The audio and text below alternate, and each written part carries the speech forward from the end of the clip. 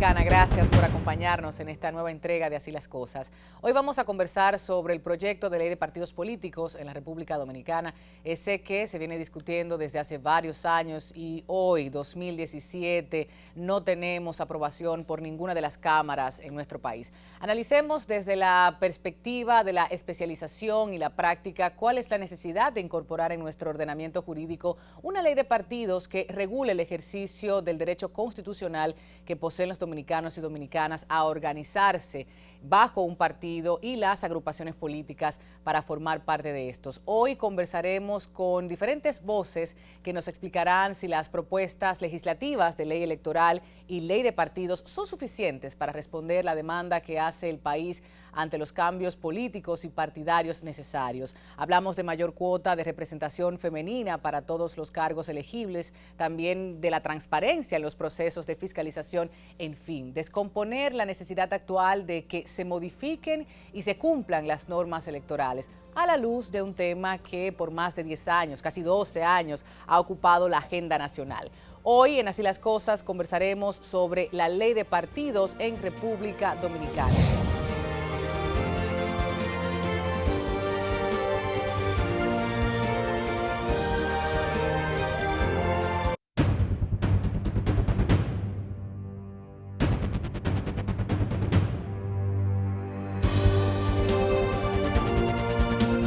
Director ejecutivo de Finjus, ustedes le conocen bastante bien, conversemos con Servio Tulio Castaños, ha estado con nosotros en Así las Cosas y ahora, ya que se conversa nuevamente, creo que más de 10 años, tenemos 12 años aproximadamente conversando de proyecto de ley de partidos políticos y la Fundación Institucionalidad y Justicia ha hecho sus aportes a través de distintos foros y demás. Bienvenido nuevamente. Tatiana, gracias una vez más por tomarlo en cuenta en tu programa. Esto siempre hay que conversarlo reiteradamente. Yo sé que el debate ha estado acalorado en las últimas semanas, así es, pero todavía entiendo la sociedad debe incorporarse, debe involucrarse en la discusión pública, no solo a través de las redes sociales, hasta cuando se hacen esos conversatorios académicos. Claro.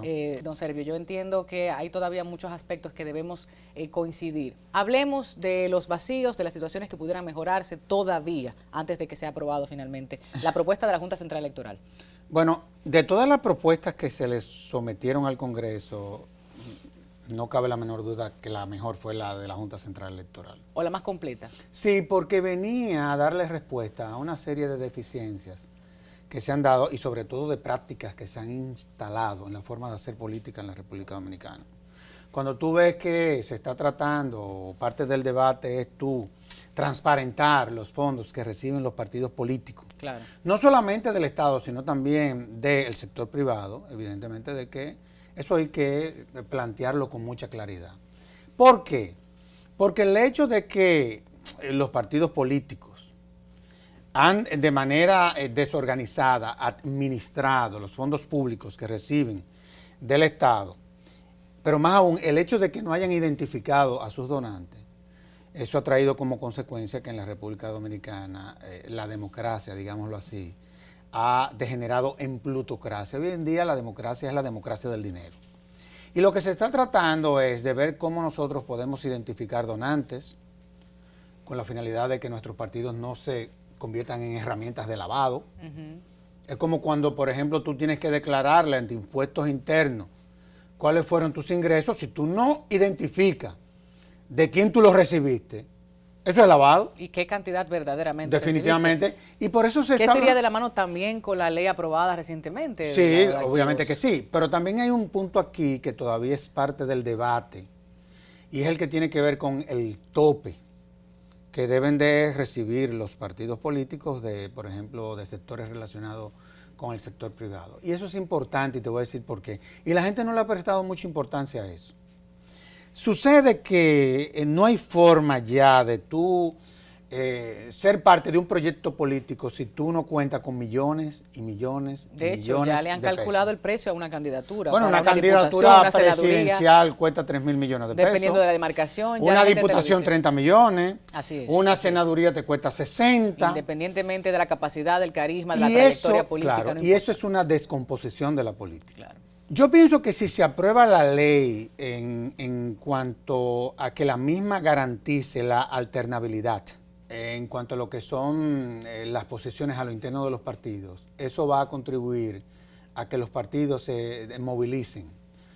Desde que tú naciste, tú puedes estar seguro que las cúpulas de los partidos políticos siguen siendo las mismas. Analiza. Pero no pasa en los partidos, pasa también en las organizaciones no gubernamentales, pasa en los sindicatos, eso pasa en el sector privado, en las empresas, pasa en todos los sectores. Pero los partidos son adultocentrismo. Pero los partidos son instituciones de derecho público. O sea, la lógica de un partido no es la lógica del sector empresarial. Por eso, o la lógica de determinados. El derecho a exigir, a fiscalizar y a penetrar de la manera que la democracia lo permite. Claro, lo que pasa es que eso es lo que se han creído. Los partidos políticos ni son fundaciones, ni ONG, ni empresas privadas, ni compañías por acciones. Sobre todo. Entonces, la lógica de un partido se fundamenta sobre la base del servicio, de la movilidad, en fin. Y yo creo que una de las cosas que debe de garantizar una ley de partidos políticos, y se ha debatido mucho eso en el Congreso, es precisamente crear mecanismos de alternabilidad. Es decir, que las cúpulas puedan ser reelectas quizá una vez, pero que se le pueda dar la oportunidad a liderazgos jóvenes, a las mujeres, en fin, a que puedan ocupar esas posiciones. Pero tú cuando analizas una ley de partidos políticos, tú tienes que tener una visión holística. Por supuesto, es el todo. El dinero es una limitación para los jóvenes. Claro. Ya hablamos de las oportunidades. Pero también aquí tenemos un problema y es los niveles de formación político. Que debemos de volver muchos de nuestros líderes políticos. De hecho, los partidos políticos todos lo han dicho, debemos volver allí. Ahora, usted menciona a la mujer y ese es un punto álgido también en toda esta discusión, porque se tiene entendido que en la ley electoral se propicia un 50% la paridad. ¿Qué pudiéramos tener con estas discusiones? ¿República Dominicana en algún momento saldrá de ese 33% que no asegura necesariamente el 33% de ocupación, tanto en el Congreso como en ministerios y demás? Está el mecanismo, pero no se cumple. Sí, lo que pasa es que tú tienes que diseñar las herramientas que lo puedan garantizar. Por ejemplo, nosotros tenemos una ley que establece el 33%. Esto ha visto todos los problemas que se presentan en todos los procesos electorales. Sobre todo a nivel municipal. Las trampas que se hacen, en fin, bueno. Claro. Pero el problema es que muchas veces los políticos creen que eso solamente se limita a las posiciones electivas. Y es que ese 33% también se les reserva a las mujeres en los cargos internos, a lo interno de los partidos políticos. Por supuesto. Ahí comienza el problema, claro, a lo interno de los partidos políticos.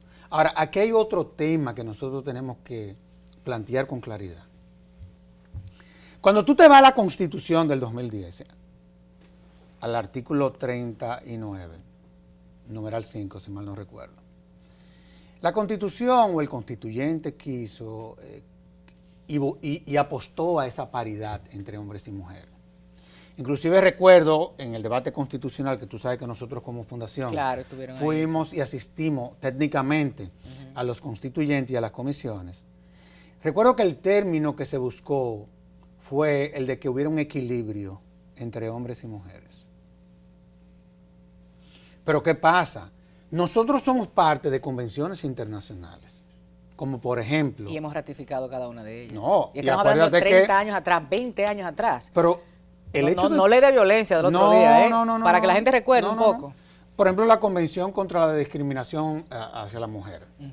Esa convención establece bien claro que debe de haber una paridad entre hombres y mujeres. Y que el Estado debe garantizar su participación. Totalmente. Pero ¿qué pasa? Cuando tú hablas de una convención internacional, y eso lo sabes tú mejor que yo, tú estás hablando de una herramienta legal que cae dentro de todo lo que tiene que ver con el control constitucional.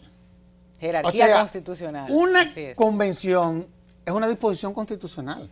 Va más allá que cualquier ley que apruebe el Congreso de la República. Y súmele los ojos del mundo. Y eso se ha estado violando. Mirando hacia adentro. ¿Cuál es la fórmula que nosotros hemos diseñado para ir desmontando esto? Porque tú dirías, bueno, pero 50 y 50. Vamos a ponerlo de una manera más práctica.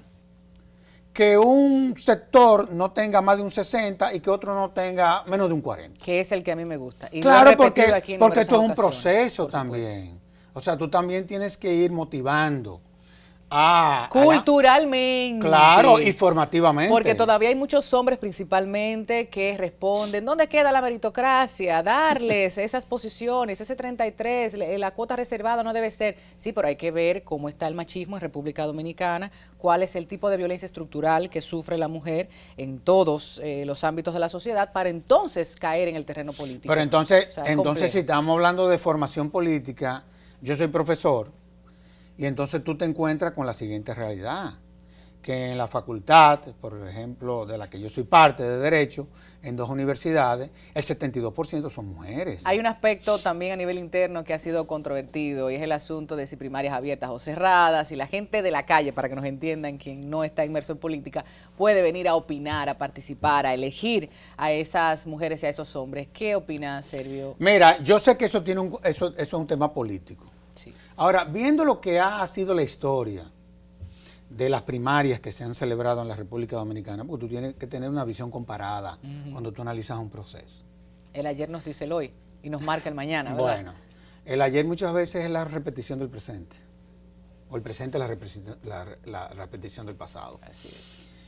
Yo aspiro, honestamente hablando, y eso es lo que tiene frenado la ley de partidos políticos. Yo aspiro a que las primarias se les reserven a los partidos, es decir, que sean cerradas. Y que el padrón puede ser o del partido o de la Junta Central Electoral, pero que la supervise la Junta. Okay. No que la organice. ¿Tú sabes por qué? Porque yo creo que nosotros tenemos que aspirar Aunque la Suprema Corte se refirió a ello, ¿no? Sí, pero ya eso era en cuanto a lo que tenía que ver con la celebración de primarias simultáneas. Eso es otra cosa. Okay. Bueno, aclarar Estamos hablando ya de lo que es primaria cerrada o primarias abiertas. La cerrada es la que, siendo tú miembro de un partido, tú solamente tienes derecho a votar en una primaria, si tú eres miembro de ese partido. Abierto, que todo el mundo vote. Eso sería casi una elección nacional. Claro, tendría los niveles de costo dominicano y dominicana que inscribirse, militar o de alguna forma ceder su número de cédula y su identidad para pertenecer, ¿no?, a un partido político. Y cuando son cerradas, cuando son abiertas no necesariamente. Participar. No exacto. Necesariamente. Ahora, pero la propuesta es esa, ¿no, Servio? Sí, que sea así. Ahora, ¿qué a nosotros como fundación nos preocupa? Nos preocupa que nosotros estamos hablando de consenso. Y nos preocupa que una ley que se viene debatiendo desde el Congreso Nacional, en donde hemos acudido todos, o por lo menos los que hemos mostrado interés, sucede que ahora la han sacado del Congreso de nuevo y la están tratando de consensuar entre líderes políticos. Por ejemplo, en el caso del PLD, entre el presidente Fernández y el presidente de la República. Si entonces la suerte de cómo será la primaria va a depender de esos 2 líderes, evidentemente de que no estamos hablando de consenso. Por supuesto. Entonces ahí comienzan los problemas. Y yo creo que se ha venido creando conciencia. La gente está en eso. Sí, a propósito del momento político que vive República Dominicana, porque eso es importante. Decir una cosa, que no es el momento de hace 6 años. No, el momento de ahora es un momento muy interesante. Primordial. No, porque es una sociedad que ha despertado y que ha entendido que la democracia no la construyen los políticos, sino también que hay un componente de la democracia, que es la participación de la ciudadanía constante en los procesos de construcción. ¿Entiendes? No en unas elecciones. No, por Dios, pero tenemos ese mecanismo. Esta no puede seguir siendo una democracia de elecciones. Exactamente. O sea, nosotros como ciudadanos tenemos que crear conciencia porque tenemos que dejar también de ser habitantes. Y convertirnos en ciudadanos. Definitivamente que sí. Y yo creo que eso ya comenzó. Hay un despertar de la sociedad dominicana en esa dirección. Y yo creo que, vuelvo y te reitero, a lo inevitable se le da la bienvenida. Porque si tú también te lees la Constitución de manera transversal, como yo sé, porque hemos hablado tú y yo de eso, la Constitución del 2010, acuérdate que la Constitución anterior al 2010 se fundamentaba sobre la base del espíritu de la representación, pero sucede que probablemente el principal componente, porque te aparece transversalmente en el texto constitucional, es la participación de la ciudadanía en todos estos procesos. Si eso es así, entonces qué bueno, porque la sociedad dominicana lo que está es sabiendo interpretar lo que yo he denominado la Biblia de una nación, que es su constitución. Que es un Eso es lo sujeto mismo. de derechos, de deberes también. Definitivamente que sí. O sea, la participación es un deber ciudadano. Claro. Es un deber ciudadano. Que algunos lo vemos como una Nosotros obligación. tenemos obligaciones, pero hay lo que se denominan deberes, que son obligaciones infusas, ¿eh? Son obligaciones infusas, pero son obligaciones. Entonces, uno de nuestros deberes es precisamente, si una obligación es pagar impuestos, nosotros también tenemos otro que es el que tiene que ver con la participación de la ciudadanía en todos los procesos de construcción de la democracia. Esa es una realidad. Por eso, yo creo que la ciudadanía debe de empoderarse de todo esto. Y nosotros estamos aspirando a que el sistema de partidos se fortalezca en la República Dominicana. Yo sé que una ley no basta, porque aquí hay unos componentes culturales que tú no te puedes imaginar. Por supuesto, por eso hablaba hace un O sea, los momento niveles de eso. travesura que se hacen aquí, tú no te puedes imaginar. Y eso va a haber que desmontarlo. Pero tú tienes que crear una herramienta que te pueda servir como punto de partida, digámoslo así, para tú ir desmontando cosas. Y yo creo que esta es la oportunidad. Claro, desde 1400, 1500, práctica clientelista en República Dominicana, vamos a desmontarla. No en 10 años, pero yo sé que día a día se puede trabajar. Servio Tulio Castaño, muchísimas gracias por acompañarnos en este programa sobre las propuestas y las opiniones que siguen generándose en torno al proyecto de ley de partidos políticos. Nos quedó hablar un poquito sobre el código electoral, que es más amplio, todavía no lo tenemos. Mucha gente ha opinado, pero ya en adelante tenemos la oportunidad y además que es inminente de que eso. También eso se apruebe. Claro. Porque eso está generando una serie de conflictos al interno del Tribunal Superior Electoral y está comenzando a afectar la relación entre la Junta y el propio Tribunal Superior Electoral. Claro. Porque hay unos niveles de confusiones que tú no te puedes imaginar desde el punto de vista jurídico. Exacto, vamos a hablar de ello en adelante, en otra oportunidad. Pues nos vamos a la publicidad, de regreso seguimos conversando aquí en la mesa.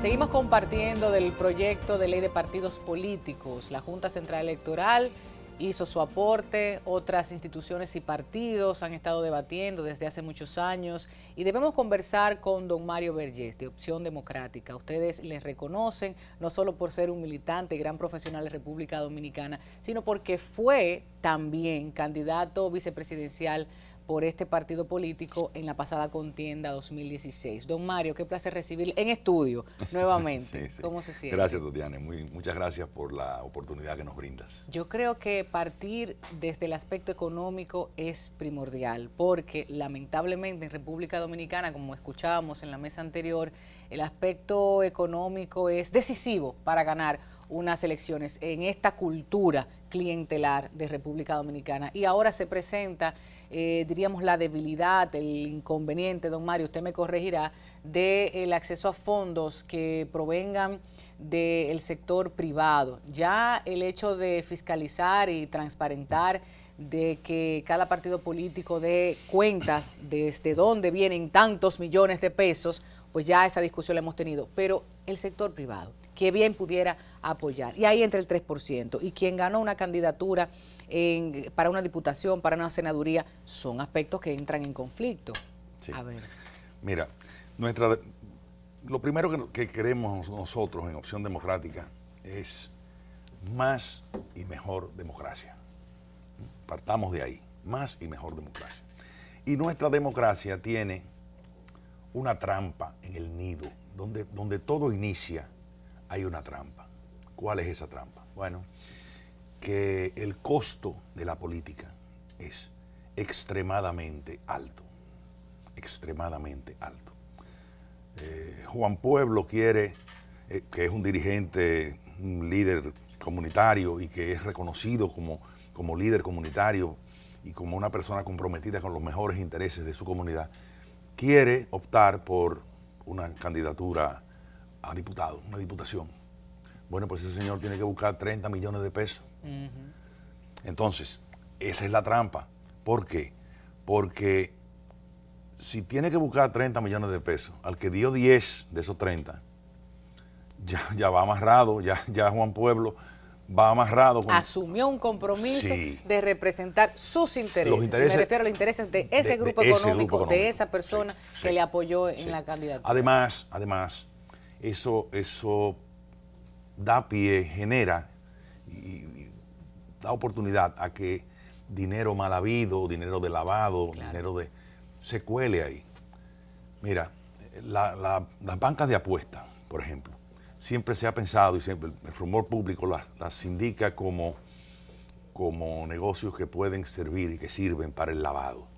Entonces, ¿qué influencia tienen Que las muchas bancas personalidades tienen de bancas de apuesta? apuesta. Sí, no, las bancas de Eso hay apuesta que decirlo.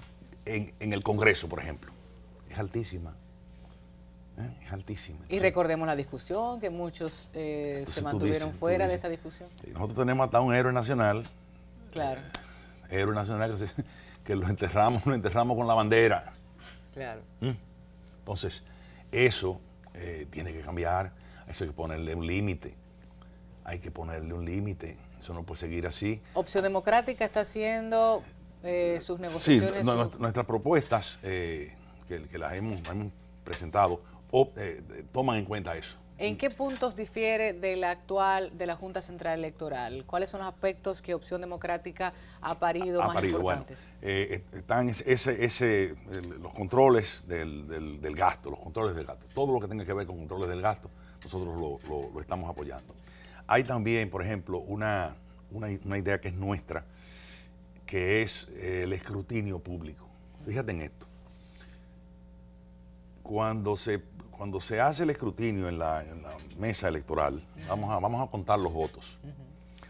Si ahí no hay un delegado, eso debería estar garantizado por la Junta Central Electoral. Es decir, el resultado que salga de ahí debe ser un resultado que la Junta Central Electoral diga es el resultado verdadero. Eso fue lo que pasó ahí. Pero en la realidad no es así. Y la propuesta, la nueva, es que el escrutinio sea público. Quiere decir, a la hora del conteo, que se va a empezar a contar, bueno, pues en ese colegio caben físicamente 10 personas más. Entonces se pone un letrero afuera que dice, en este colegio caben 10 personas más a la hora del conteo. Y se hacen entrar a esas 10 personas, 10 ciudadanos. Okay. Entonces ya no es solamente... El delegado, el presidente, no, claro. ya hay público. Perfecto. Entonces eso es bueno. Esto para las congresuales, municipales, Sí, presidenciales, sí. Para toda contienda electoral. Y si nos vamos al proceso interno de la elección de los candidatos y candidatas dentro del partido político que estarían optando por candidaturas. Bueno, nosotros decimos que con el tema de las primarias, ¿cómo piensa Opción Democrática que debe ser? Primero, que debe ser voluntaria, porque hay un tema de costo ahí también.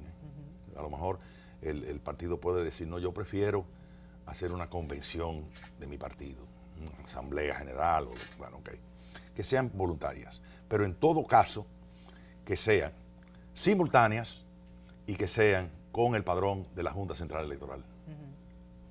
Esa es la posición de Opción Democrática. ¿Cómo pudiera afectar lo que hoy se está discutiendo a los partidos minoritarios, a los emergentes, en el caso, por ejemplo, de Opción Democrática? Bueno, hay muchas cosas que son contrarias, que nos afectan a nosotros. Por ejemplo, el cómo se reparten los escaños. Actualmente es con el método de arrastre, Hunt. el Hunt. Ajá. Y nosotros quisiéramos que no fuera con ese método, sino que fuera con el método de Hare, que es un poco, le da más facilidades a los partidos pequeños, porque el otro no, el otro es abusivo, el otro no hay forma, los partidos grandes se quedan con todo. Claro, todos los diputados suman al senador. Sí. Y si papeleta Y también está en juego, quisiéramos súmale. que no hubiera arrastre de ningún tipo. Fíjate que la Constitución habla de que todo debe ser con voto directo. Entonces, vamos a separar el voto de los senadores, el voto de los diputados, del voto del presidente, separado por completo, por completico. Don Mario, para finalizar esta mesa con su participación, ¿qué nos dice respecto a la discusión actual? Que no pasemos 5 años más en estas mesas de diálogos y ya tengamos finalmente creo que una decisión satisfactoria para todos los sectores, logrando consenso. Perfecta no será, completa puede ser. Sí. Yo creo que tanto la ley electoral, que es muy necesaria. Óyeme, porque también es necesaria, debo decirlo. Claro. Porque la ley electoral actual es de 1997. En el 2010 se cambió la Constitución. Esa ley electoral no está acorde con la Constitución actual. Es decir, hay que reformarla obligatoriamente. Entonces yo creo que ahora no es lo mismo que antes. Claro. Hay un despertar, como dijo Servio Tulio, hay un despertar. El pueblo dominicano de hoy está más aguerrido, más atento, más participando. Se da cuenta de que la democracia es un diálogo, que no puede ser un monólogo con respuestas tartamudas cada 4 años, claro, que es lo que tenemos. Claro. Es un diálogo permanente. Es, mira, más representación, yo quiero esto y salgo a la calle a pedirlo. Y tú tienes que responderme porque no estoy conforme. Claro. Entonces, eso se está dando. Trabajemos en eso entonces, don Mario. No nos vamos a cansar. Estamos en eso. Don Mario Verde, después de la publicidad seguimos conversando así las cosas sobre este proyecto de ley de partidos políticos. Ya otros días tendremos la oportunidad de hablar del código electoral. A mí me gusta código porque lo incluye todo, o lo incluía en esas primeras propuestas, pero la ley electoral también importantísima, como usted bien apuntó. Sí. Después de la publicidad continuamos.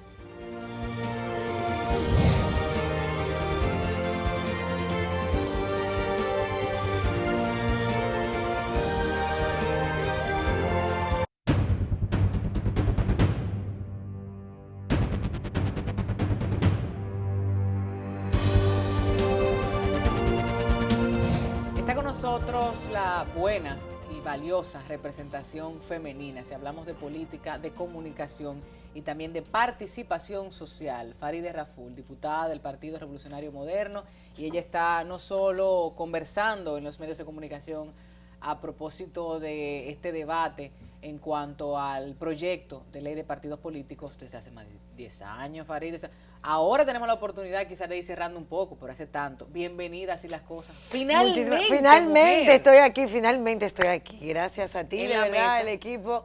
Claro, ya, bueno, pero estamos aquí ya y con un tema muy importante y yo creo que un tema esencial para nosotros hablar de garantía de los procesos electorales internos de los partidos políticos, pero también de las garantías que deben existir en las elecciones nacionales, que es lo que todos queremos. Claro, en el caso del Partido Revolucionario Moderno siempre han existido las críticas desde adentro, desde fuera, por aquellos militantes con un poco más de edad, que si cierran o no la participación a los jóvenes. Hubo una experiencia anterior en el caso particular tuyo, con hombres y mujeres, pero yo quiero circunscribirme a la hora. Hablemos de este proyecto, de lo que se discute. ¿Está de acuerdo Farideh con un 60-40 como proponía Finjus en su momento, otros partidos políticos de Latinoamérica y otras normativas? O sea, ¿qué piensas tú, tomando en cuenta, Farideh, la realidad social y política de República Dominicana?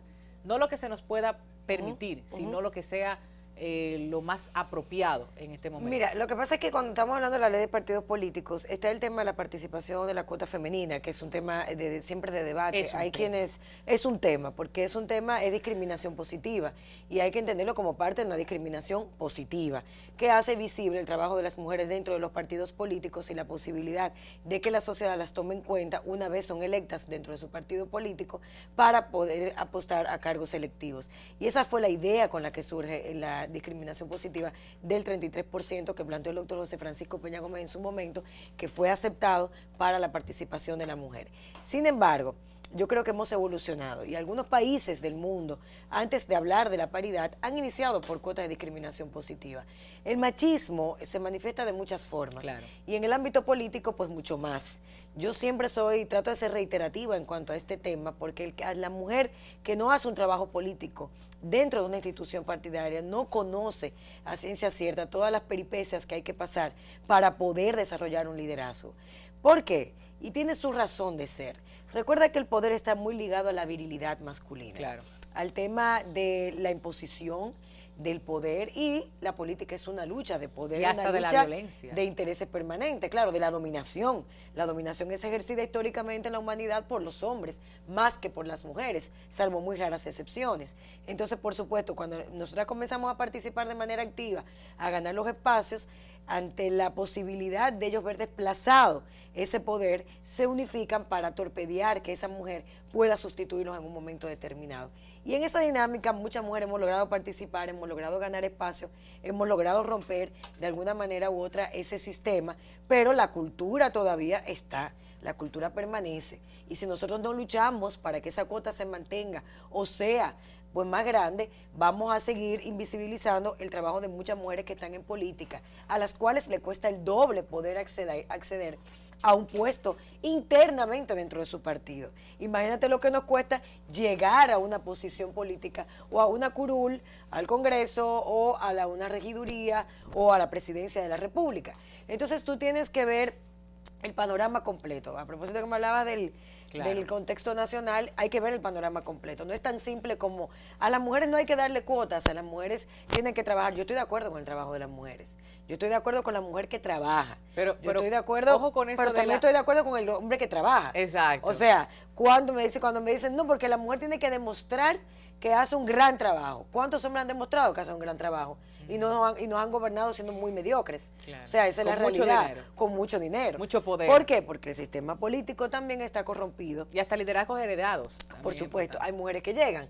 Y hay mujeres que llegan porque sí heredan un liderazgo. Hay otras que llegan por un trabajo político. Y entre esas dos, ¿con cuál te quedas? Con la que tiene el trabajo político.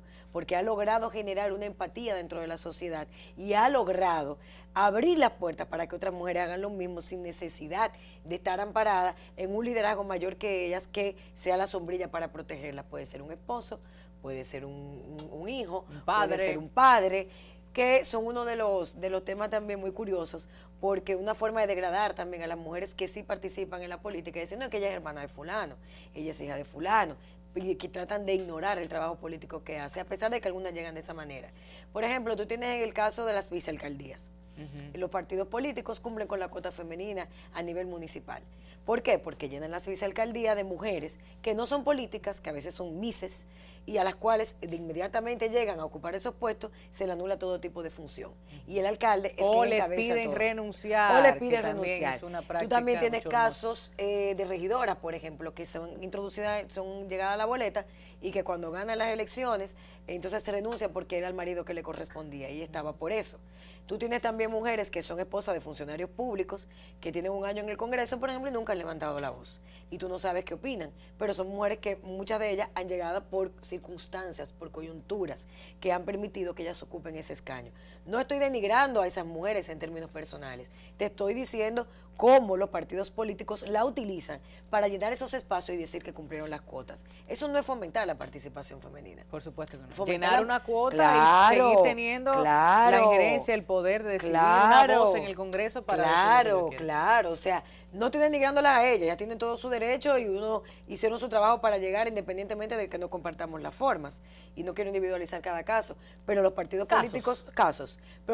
políticos no apoyan o no le abren las puertas a que la mujer haga el trabajo político como tiene que hacerlo. Y cuando lo está desarrollando, trata de alguna manera u otra de aniquilar el proceso de desarrollo que ella puede tener. Y lamentablemente esa es la sociedad en la que vivimos. Yo pienso que hemos avanzado mucho en los últimos años, que nos falta todavía bastante, que la ley de partidos políticos que se está debatiendo en este momento tiene el desafío de poder fomentar que esa participación sea real dentro de los partidos políticos, pero que también hay otros temas que hay que hablar, como es el tope del financiamiento, que perjudica a la mujer sobre todo. Pero los fondos desayudan los a la recursos mujer económicos siempre van a ser importantes aquí, en Pekín, en Beijing, en Francia, donde sea va a ser necesario. Tú necesitas dinero para pagar publicidad, para que tu mensaje llegue, tú necesitas dinero para andar con un camarógrafo para que pueda tomar las imágenes, tú necesitas dinero para pagar un celular con el que trabajas 24/7, necesitas dinero para pagar el combustible que vas a gastar diariamente, necesitas dinero también para ayudas que te van a llegar y que tú verás a una persona que viene con su hijo en brazos, que le ha sido denegado el acceso a la salud y que necesita probablemente 1,000 pesos para comprarle un medicamento. No se lo van a negar. No se lo van a negar porque tú sabes que hay un sistema que falla y tú prefieres ir a la farmacia y comprar el medicamento a esa persona antes de que el niño se le muera. O sea, que se entiende entonces los usos de los fondos asistenciales. No. Lo que te quiero decir con eso, que ese es el trabajo de día a día de un político. Esa es la realidad. Nosotros taparnos y vendarnos no decir que el Estado tiene que resolver es el ideal. Porque el Estado la realidad es otra. Siempre se necesita recursos económicos. Ahora bien, el problema está cuando no se mide la cantidad de recursos económicos que son necesarios para las candidaturas. ¿Por qué? Porque primero se compite en desigualdad. El que está en el gobierno tendrá siempre más facilidades de buscar más recursos y de utilizar el asistencialismo para poder ganar adeptos a su causa, sobre la base de la ignorancia de gran parte de las personas que no entienden que sus problemas no tienen que ser resueltos inmediatamente. Y todo el poder y recursos del Estado. Claro, poder y recursos del Estado, pero además ya está en una posición, claro, tiene más facilidades. Regularmente los hombres consiguen más dinero que las mujeres, más financiamiento. Y eso ahí también nosotras vamos en desventaja, porque el hombre en ese juego de poder, en esa lucha de poder que se da en la política, también se da en el sector económico, tiende a apostar más al hombre, que cree que lo identifica, y a la mujer se le da una menor cantidad de dinero. ¿Cómo hacer política en una sociedad totalmente perforada por el clientelismo? Yo creo que hay que ser creativo, y vale la pena ser creativo. Yo pienso que hemos ido vaciando un poco el contenido de la política, debe ser llenado a través de ideas, de debate, que hay personas que tienen que encarnar nuevos liderazgos, y esos liderazgos no se crean en base a papeleta. ¿Por qué queremos una ley de partido político con el financiamiento? Bueno, primero para garantizar mayor equidad. Segundo, para garantizar que podamos competir en un sistema de mayor igualdad, que haya un tope a la publicidad. Con el tema de la publicidad también está la inclusión, la participación en los medios Claro. de manera equitativa, es muchísimo más amplio. Ahora, tú hablas de la genialidad, de la creatividad que pudiéramos emplear, claro, más allá de los fondos económicos que se tenga, pero yo estoy pensando en el pueblo, en ese pueblo que sí, cada vez más se levanta, es más consciente, está participando, y que bueno, lo aplaudimos, pero cambiar esa estructura social, esas necesidades fundamentales, históricas que hemos tenido en el Estado Dominicano, y cambiar esa manera de participar en la política. O sea, cómo este proyecto, bueno, esa discusión de hoy, de siempre, debemos decir, nos está, ayudando a parir un mejor sistema político en sentido completo. Mira, no va a solucionar esto, absolutamente nada de lo que está pasando ahora. Porque decimos si viene a poner límite, pero si vamos a hacer la ley, la trampa. Leyes tenemos bueno, muchas siempre que te dará la oportunidad de hacer la trampa, pero cuando tú tienes una normativa, ya tú tienes un mínimo de control, porque habrá siempre personas que fiscalicen esa ley. Y vincular unas con otras, porque la nueva ley de elevado de activos, por ejemplo, tiene que vincularse necesariamente con todo esto. Completamente, y también tú tienes la reforma de la ley electoral. Entonces no va a solucionar, pero yo siempre pienso, ahora que bueno que me mencionas eso, porque había propuestas de que se rompiera un poco el orden constitucional de la República Dominicana, y me criticaron mucho por unas opiniones que di, y dije, no, yo no creo en eso, yo creo que esto es un Estado democrático, con una democracia muy debilitada, con cuestionamientos de legitimidad, con cuestionamientos de representatividad producto de las últimas elecciones, que solamente podemos resolver sanamente a través de reformas estructurales normativas. O sea, una ley de partidos políticos. Tú me estás hablando de lucha contra la impunidad, vamos a proponer qué vamos a hacer para luchar contra la impunidad. O sea, tú no puedes decir, vamos a luchar contra la impunidad. No. Dime qué hay que hacer para luchar contra la impunidad. Entonces yo pienso siempre, por eso quiero una ley de partidos políticos, no cualquier ley. Una ley de partidos políticos que se ajuste a generar una transformación en el sistema, o que por lo menos nos haga dar un paso de avance. ¿Cómo podemos cambiar? Muy sencillo. Aquí se está discutiendo ahora, que es donde siempre se ha tenido inconvenientes para la aprobación de esta ley, las primarias internas de los partidos políticos. Si es con padrón abierto, si es con padrón cerrado, si son simultáneas, si es con la Junta Central Electoral. Y eso crea división en todos los partidos. ¿Qué opinas tú y qué opina el PRM? No, mira, en este caso... Que no necesariamente es lo mismo. No necesariamente es lo mismo. Generalmente no es lo mismo. Pero en este caso... Y qué bueno. Sí, claro, no, ¿verdad? Porque también eso es otra discusión. Yo la apoyo, yo apoyo a París. Yo quiero mucho... que yo quiero mucho a mi partido y a los dirigentes. Claro, y fue donde crecí y he crecido políticamente, pero creo que también los partidos políticos tenemos que vernos a nosotros mismos. En las disidencias se construye. Exacto. Qué lindo que dale. Mira, la posición del PRM ahora creo que es la correcta, que es de que haya un padrón cerrado. Antes yo decía, bueno, un padrón abierto para que vote todo el mundo. Pero cuando tú te pones a analizar, tú dices, bueno, la dirección del partido, ¿quién debe elegirla si no son sus miembros? Son sus miembros que deben elegirla. Ahora bien, ¿qué tipo de padrón se va a hacer? Ahí está la discusión. Porque aquí a veces queremos venir a decir, tenemos 2 millones de... No. Es que se inscriban 30,000, pero que esos 30,000 vayan y voten, y motivar esa dirigencia del partido para que haga un trabajo político por las personas que ellos quieren que lo dirijan. Porque al final de cuentas tiene que haber una identificación entre los dirigentes del partido y su dirección. la dirección es la que nos representa. Cuando no está esa conexión, surgen estos debates públicos que han surgido en los últimos tiempos. Claro. Porque hay una desconexión no solamente de la sociedad, sino de una gran base. En otros países, para la escogencia de la directiva, de los candidatos a nivel interno, es obligatorio. También cuando nos vamos a elecciones generales. Sí. ¿Pudiera ser República Dominicana obligada a su gente a votar, a participar? Yo creo que el sistema electoral dominicano todavía no está lo suficientemente maduro para llegar ahí. Hay que dar otros pasos antes de eso. Lo primero que tenemos es que educar electoralmente a la población para que entienda que es un deber ciudadano, que tiene que ejercerlo con responsabilidad, seguir combatiendo el clientelismo político, crear herramientas para que se le dé seguimiento al financiamiento de las campañas políticas en la República Dominicana. Yo pienso que el Estado dominicano debe ser limitado en cuanto a los fondos que le dan los partidos políticos y posteriormente, en unos años, que desaparezca el apoyo del Estado a los partidos políticos, que sean instituciones que busquen su financiamiento, que haya un control, que las direcciones del Estado puedan saber de dónde viene cada uno de esos dineros y los ciudadanos también, que los aporte a las campañas, lo hagan los ciudadanos comprometidos hasta un límite y que se garantice la participación y la pluralidad de las personas que aspiran dentro de esos partidos políticos, que haya siempre primarias internas, siempre tiene que haber primarias internas para elegir la dirección de los partidos a nivel nacional y para elegir las candidaturas o los candidatos que van a los puestos selectivos. Es la única forma de tú fomentar el crecimiento de nuevos liderazgos. Claro. Cuando no se da esto, lo que se da en la práctica es que en cada municipio o en cada provincia tú siempre tienes un líder histórico. Por supuesto. Que ha manejado esa provincia políticamente y probablemente ha pasado 2 o 3 generaciones y hay buenos políticos, pero ese líder se le respeta como una institución y sigue gravitando en la escena política, pero ese líder no conecta con lo que quiere esa sociedad. Nosotros somos un país de gente joven.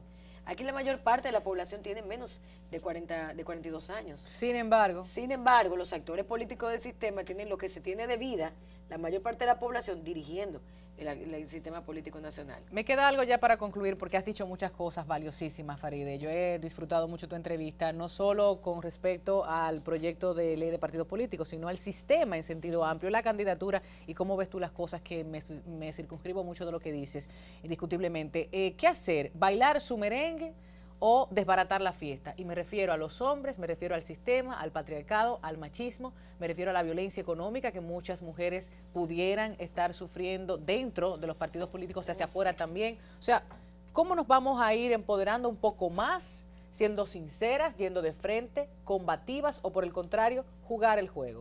Yo pienso que no, yo pienso que hay que ser combativo, que no se puede tener miedo, que no podemos callar. Me gusta ver que en la región latinoamericana hay muchas mujeres ya congresistas que están llevando la voz cantante en contra de la corrupción y de la impunidad de sus países. Lo estoy viendo en Panamá, en España lo estamos viendo también, lo estoy viendo en Colombia, lo estoy viendo también en México, que es una sociedad mucho más machista que nosotros. Pienso que hay que seguir la lucha, hay que seguir combativas, no tener miedo, es uno de las cosas fundamentales. Y en segundo lugar, no darse por vencida, porque juegan también al agotamiento y es muy fácil agotar a una mujer que tiene que dividirse en tantos roles que asume ante la sociedad. Es muy fácil, porque tú dices, bueno, en vez de sacrificar tanto tiempo de mi marido y de mi hijo, mejor me dedico a ellos y dejo esto, porque me va a ser imposible seguir en el camino. Antes de que venga alguien a decir que yo robé y que yo soy una mujer honesta y que yo hice esto para que no le llegue. No es no temer, es no callar y no darse por vencido. Seguir la lucha. Yo creo que hay mucha capacidad, que hay muchas mujeres que están participando en política, que son valiosas, pero que tienen que dar un paso al frente y entender que esto es una lucha. Esto es una lucha y por cada paso que nosotros damos, estamos abriéndole la puerta a otra generación que viene detrás. Esa es la importancia de nosotros. A lo mejor no nos toca a nosotros ser las caras principales a corto plazo de este país, pero nos va a tocar hacer y empujar la puerta para que otras lleguen. Y eso yo creo que es muy importante. Como otras puertas que han abierto para muchas otras mujeres, aquí, para que podamos decir en televisión, en partidos políticos, y sin masculinizarnos, con minifalda, con tacos, con pintalabio, tranquilas, o sea, tampoco cada hay quien con su identidad. Claro, cada quien con su identidad. Farideh Raful, diputada PRM, amiga, comunicadora, ciudadana de la República Dominicana, sí. Gracias por acompañarnos. A ti por invitarme, yo feliz de estar aquí Qué placerazo, de verdad, amiga. Gracias. Qué placerazo. Bueno, así concluimos, no tengo tiempo para más esta semana. Gracias por acompañarnos. Recuerde que esta entrevista, el panel, puede ser visto nuevamente a través de Comunicación Integral Dominicana en YouTube, el canal de este programa y de esta productora. De igual forma, a través de las redes sociales, busque, entérese y participe. Hasta la próxima semana.